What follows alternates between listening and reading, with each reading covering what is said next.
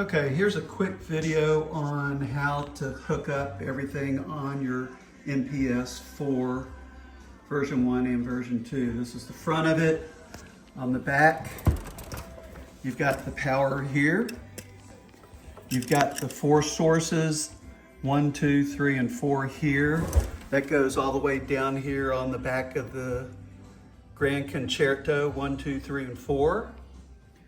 Then back up here, you've got the Nuvo net connector. Let's see if we can get a better view of it. Right there. That plugs in to the back of this. That's your main junction box for the easy port. So that plugs into the back of it. Well, actually right there in the front. Right there, and device number 6 is where it's plugged in now. Then you've got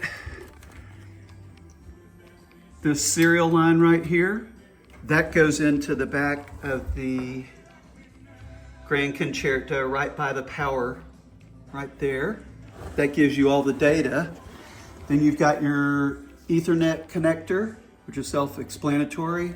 And I've actually added a monitor to mine so that I can see what's on it. That's it. Pretty straightforward.